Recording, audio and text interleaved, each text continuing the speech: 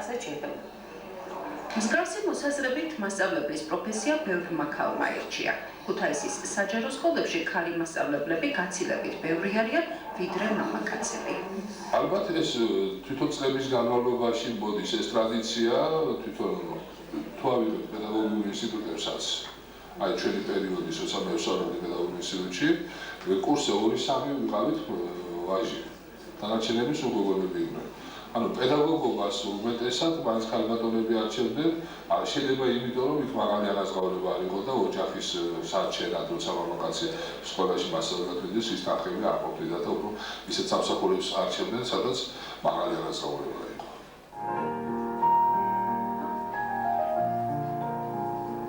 ოჯახს გარეთ ქალის შრომა საქართველოში დიდი მოწონებით არასდროს ყოფილა აღქმული. ქართული ცნობიერებისათვის დღესაც მიუღებელია ქალის აშოვარზე ოჯახიდან შორს წავიდეს.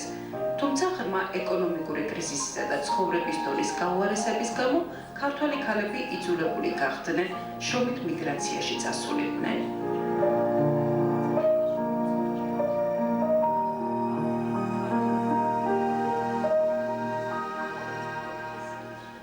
ნუნა ამაღლობელს ქუთაისი 10 წლის მანძილზე არ უნახავს.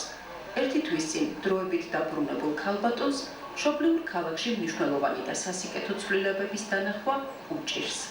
უსამართლობას ხედავ ძირითადად და ეს ყველანაირი არ შემიძლია სახლშიც მომას ლაპარაკობდეს, ხარ ხო მინდა რომ წამოვიდე და პერსპექტივას ვერ ხედავ, რომ ვიფიქრო აქ დაბრუნება. სიკრიმეთთან გადამაწყვეტინოს რომ იქ დავრჩე. რა თქმა უნდა ჩამოვა.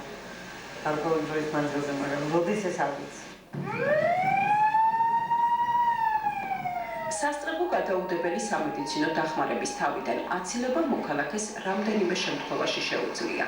ერთ-ერთი ეფექტური პრევენციული ზომა ექიმთან დროული ვიზიტია, რაც საწყის სტადიაში ამა თუ იმ დაავადების გამოვლენისა და მკურნალობის საშუალებას იძლევა.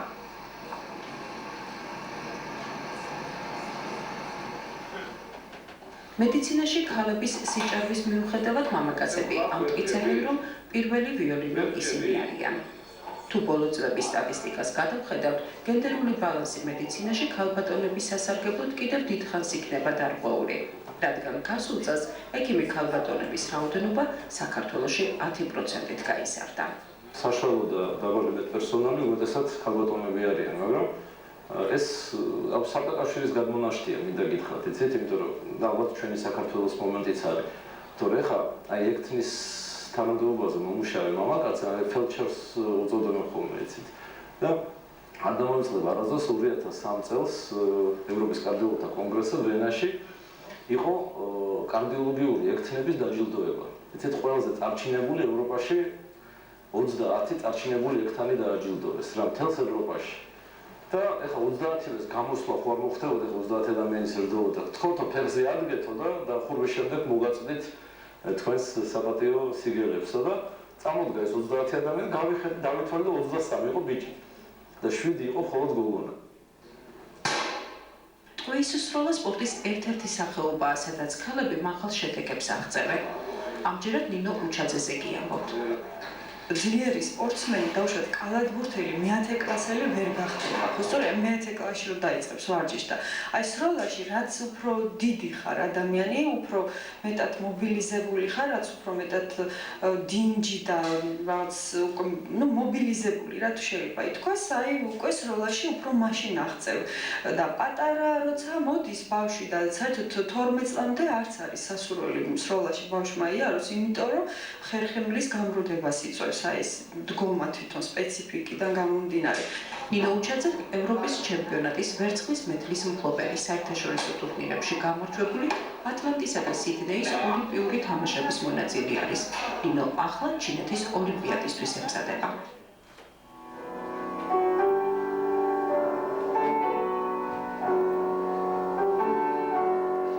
ჩვენს ოჯახში ძალიან მნიშვნელოვანი როლს თამაშობდა ყოველთვის მუსიკა, მაგრამ მუსიკის სფეროში ყველაზე გამორჩეული ნაწარმოები ჰქონდა ბავშვობიდან და ეს ნაწარმოები იყო ოპერა კარმენი, რომელიც რა ვიცი, ჩვენთვის და ნანასთვის უსაყვარლეს ნაწარმოებად იქცა, იმიტომ რომ ჩვენთან ეს ყოველთვის ჟღერდა, რაღაც ატმოსფერული იქნებოდა და როლების კი ქონდა გადანაწილებული. ნუ მე ვიყავი კარმენი, უფრო ესეთი ცეცხლოვანი, ენერგიული ნანა იყო მიქაელა. შემდეგ ცოტა ხნის მერე შემოწმეთ როლები.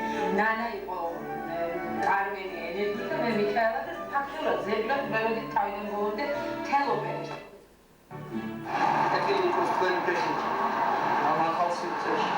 კარმენი იყო გადაცემის მეორე პერსონაჟის გიორგი სიხარულიძის პირველი სპექტაკლი, რასაც მოჰყვა საფრანგეთში მსოფლიო დრამატურგთა ფესტივალზე მიწვევა და სპექტაკლი პროვინციული ამბავი. შემდეგ სოხუმის კონსტანტინე გამსახურდიას სახელობის თეატრში ლეგენდა ორლიანელ ქალწულზე დადგა, რომელიც დევნილობაში მყოფი თეატრისთვის პირველი პრემიერა აღმოჩნდა. ჭიათურის აკაკი წერეთლის სახელობის სახელმწიფო თეატრი, თეატრი ბერიკო, ფოლკლორული თეატრი ნაბადი, არასრული ჩამონათვალია, სადაც გიორგი სიხარულიძე მუშაობდა. თავარი ამბიცია მე როცა ჩამოვედი, ვამბობდი რომ მე მაყურებელს უნდა დაუბრუნო, მაყურებელი უნდა დაუბრუნო თეატრს. და ჩემდა საბედნიეროდ მე არ ვფიქრობდი თუ ესეთი ხალხრალობა იქნებოდა თეატრში. მე გულისხმობდი რომ 200-300 კაცი მაინც უნდა მოვიდეს. და 12 სპექტაკლი ვითამაშეთ ჩვენი ახალი პრემიერა და აქ ხუმრობენ კიდევ, რომ ყველა სპექტაკლი პრემიერაა.